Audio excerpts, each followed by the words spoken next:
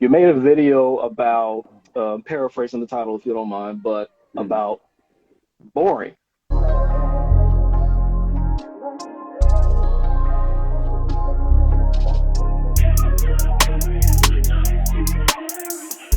Mhm.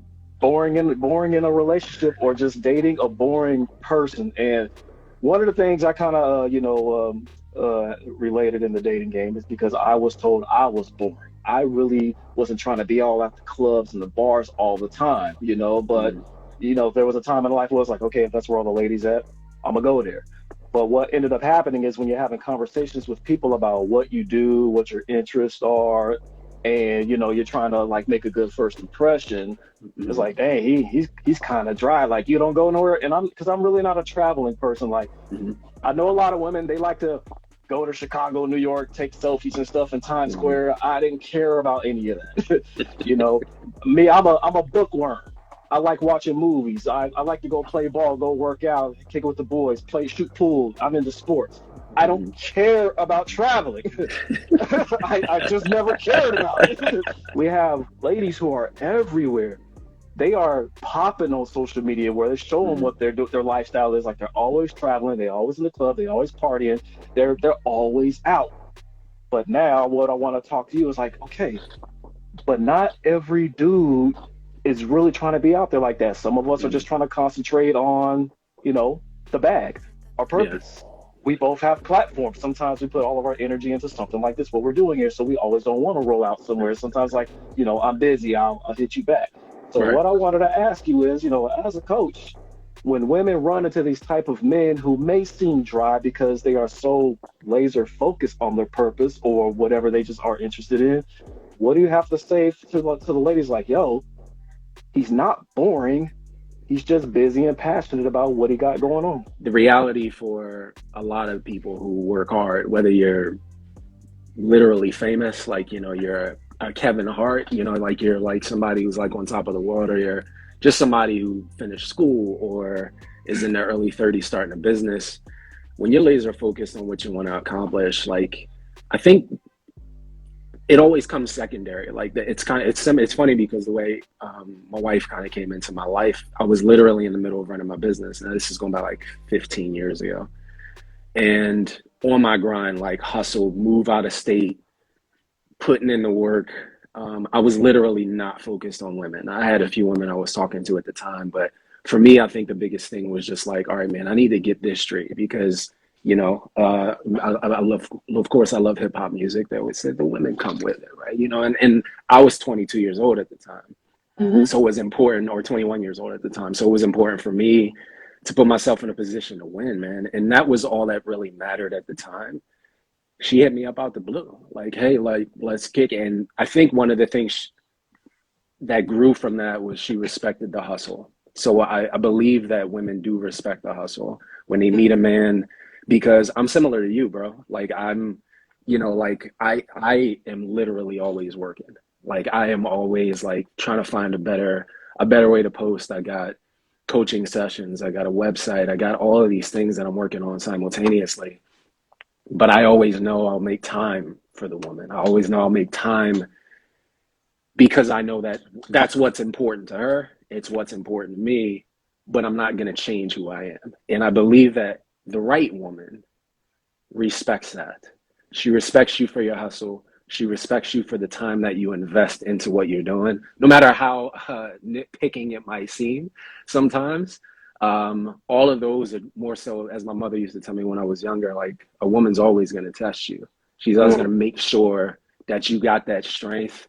And it's not necessarily the literal strength, right? It's just more so putting yourself in a better position to say, you know what? I don't really have time for this right now. Like, right before you hopped on, it's like, look, I got something I got to go need to take care of. She Mm-hmm. respects that hustle. She respects you as a man because she knows my purpose always comes first. Like, literally, my purpose always comes first. I know the women can always come. They can always come. You can always find one. You can go. I mean, you got so many platforms you can find now. You got dating apps. You got Instagram. You got so many avenues to find a woman. At the end of the day, put in the work, man, Yeah. because they'll come with it.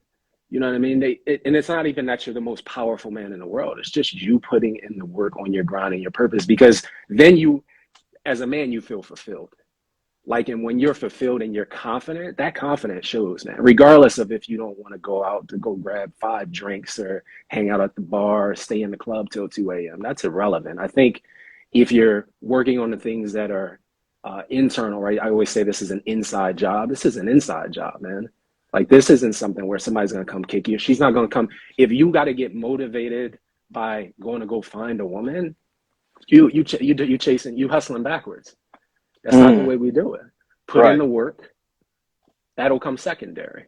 They'll come Hmm. around. And you don't have to have the greatest personality in the world. You just need to be straightforward and confident and know what the hell you want in life. Obviously, you made that video because somebody was mentioning boredom. Yes. Somebody was had to mention boredom. So, for your Yeah. experience, what type of? I'm sorry, we're speaking. We're gonna go ahead and we're gonna speak from the man's point of view, starting here. What type of woman is calling men boring? If you identified that yourself. Usually ones that don't really, I think there's this level of expectation that social media um, portrays for life to be, right? So you spoke a little bit about like how people, how the women are living it up and enjoying themselves in their post.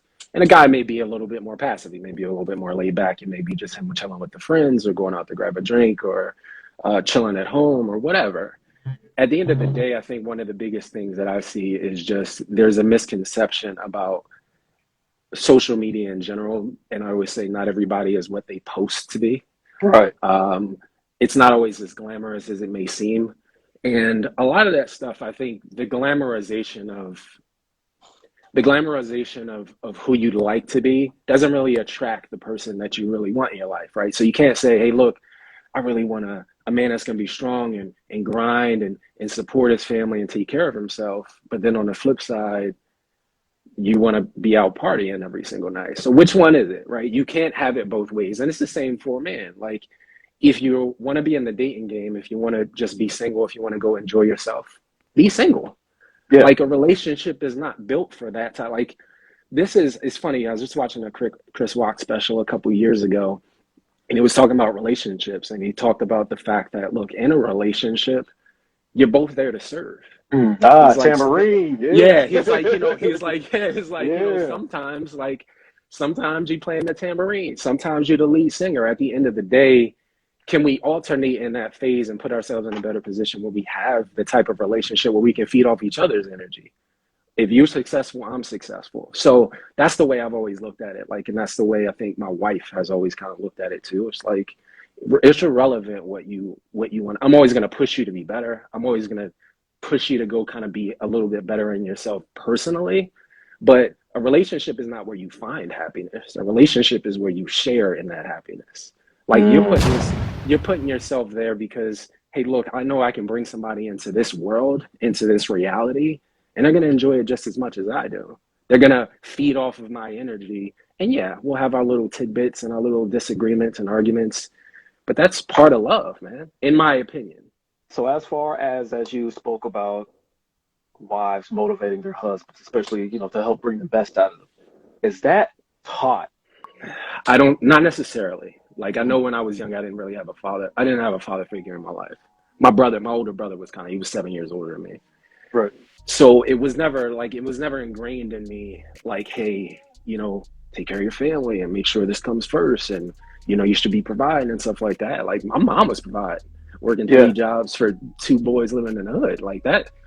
Like, when you grow up like that, you're just like, I just need to find and make a way. So the hustler's mentality, I believe you can develop. I believe that's something that you learn kind of on your path, that you want to be solo, that you want to take a different route in life.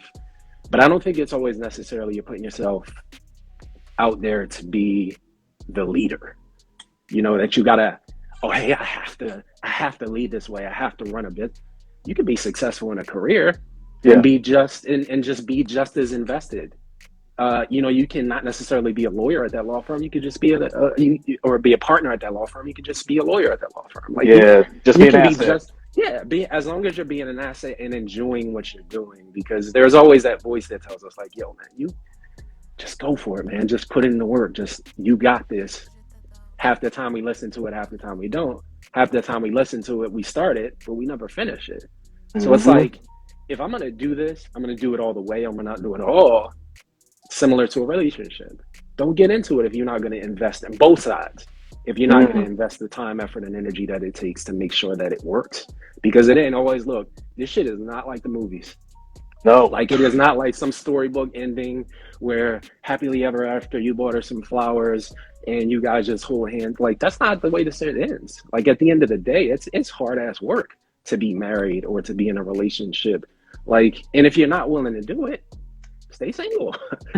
Always my tidbit of advice: just stay single, because it saves you the headache of having to deal with that on a day-to-day basis. You know what? You pretty much just segue into like what I actually wanted to talk about later, but we can go ahead and get to it now. No. Commitment.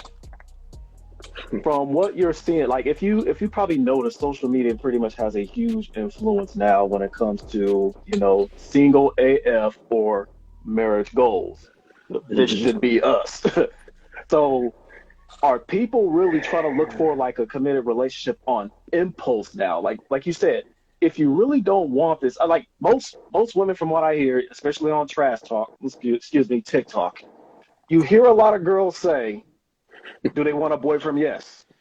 Do they want the relationship? No. So is the idea of just having a girlfriend or a boyfriend just beautiful, but do they really want the emotional investment to the other person? Because, like you said, relationships are hard work because you really just can't think about yourself anymore. But a lot 100%. of a lot of these cats, they do. So damn, how do you coach somebody that wants to be in a committed relationship without the impulse? Like, yo, this is how you learn to Right. care about the other person's emotions. I think figuring out whether or not you want the transaction or you want the relationship. The transaction to me is somebody who gets into the relationship who's literally looking for, like, I need somebody to support me to take care of me. Or Mm-hmm. I need that. You ever hear like people use the term like, oh, I'm a relationship type of person. That tells me a couple different things about your personality type. It tells me that you like the comfort and the convenience of having someone there. Yeah, But if we're talking, like if we're segueing, for example, back into boring, it's easy for it to become boring because now you're putting yourself in a position where you're just kind of there. Like right. body, like I guess body and spirit are kind of there, but your mind is somewhere else. You're more focused on the things that aren't really tangible. In a relationship, you need the tangible type of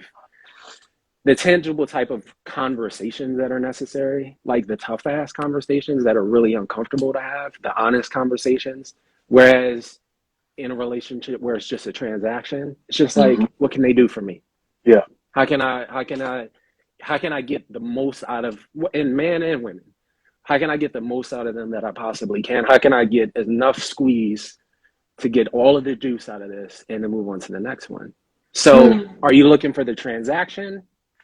That's fine. There are men out there that are like, look, I love to have just a woman I can just support and just take care of and just enjoy myself. And then I think there are the guys who are like, look, man, I'm looking for the right one. I want someone that's going to push me just as much as I'm going to go. That's going to accept me for me. And same with the women. It just depends on what your personality type is like. Like, do you want the transact? If you want the transaction, there's plenty of that. You yeah, can go online and find that in 2 seconds yep, on half of these websites. If you're looking for something a little bit more tangible, you got to go in your neighborhood, man. You got to go, not necessarily with people that you know, but you got to put yourself in. You got to kind of put yourself out there. You got to be yeah. willing to take a chance. And here's the biggest thing I think with relationships: like, there's like this unfamiliarity with vulnerability.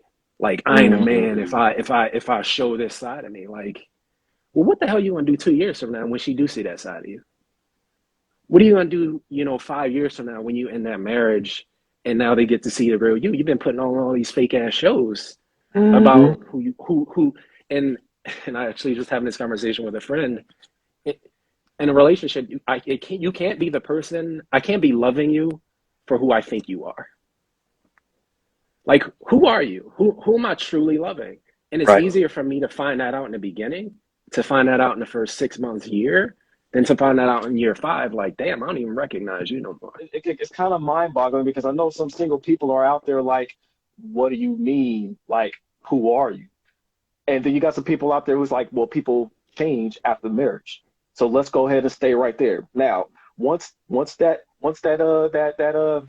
license gets signed, I'm not talking about when you get hitched. I'm not talking about jumping the broom. I'm talking about when the state gets involved and you get that receipt, comfort sets in, right? Hmm.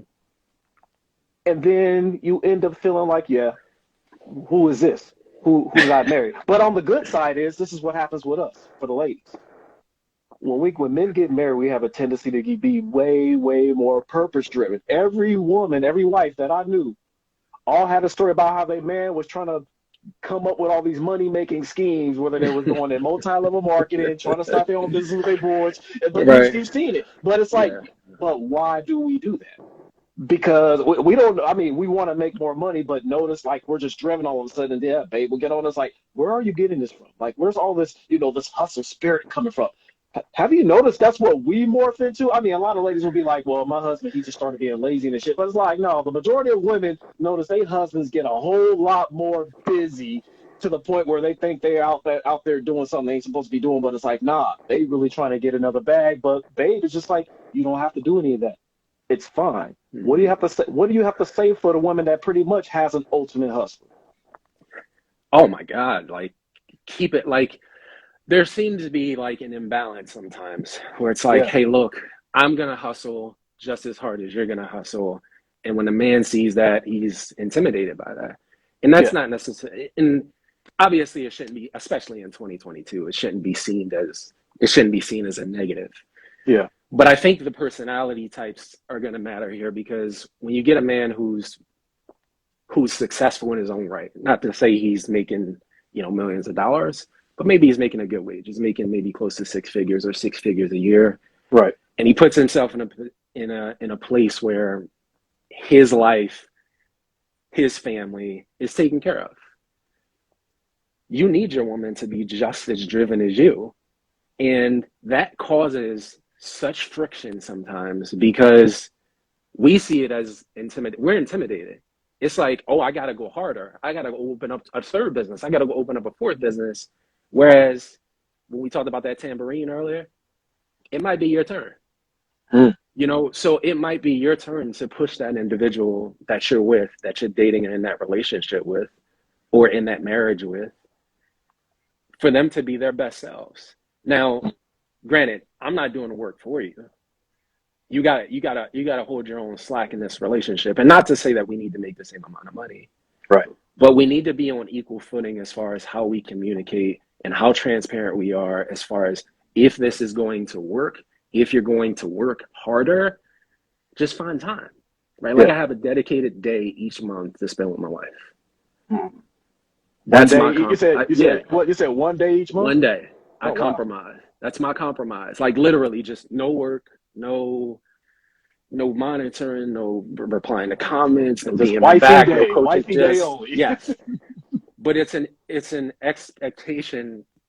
But sometimes it becomes like you lose yourself in the work sometimes because I know I can do that. Like I can lose myself and like can just be working 24/7 with whatever I do. The thing that's important to me is because I feel like if you're driven in life, there is no balance. I actually heard Shannon Sharp say this. Like if you want greatness, there's no real balance. Like Mm. you find time for the things that are important to you, your family, your friends, but that dedication never goes away. So I think, at least for me, I'm constantly driven by I want better. I Yeah. can make that video better. I can make my content better. I can edit this better. I can have my way like I can do all of these things to be better. And if you're driven that way, which it sounds like kind of we're like built in that fashion, then Hmm. you're never gonna stop. There always has to be a next.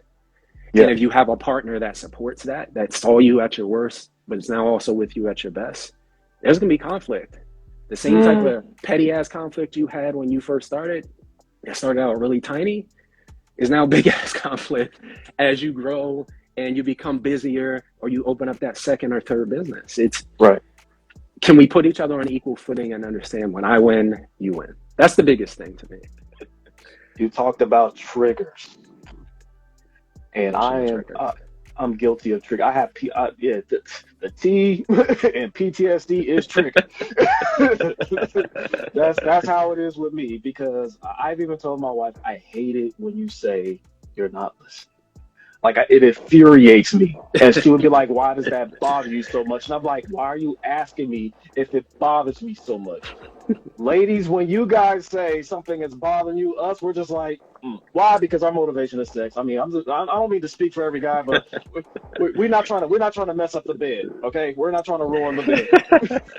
We don't want that. We don't want the smoke. We're gonna be Yeah, good. Okay, if she's tired of me leaving my underwear in the bathroom, I'm gonna take it out because we don't want the bed smoke. We yeah. want to keep everything. You don't want them long term problems. Yeah, we want to keep the quality time popping. But when it comes to y'all in, yes, y'all know when to trigger. In your observations as being a coach, and I'm sure you probably spoke to like a few women, and maybe they have admitted that, yeah, I do tend to push this. But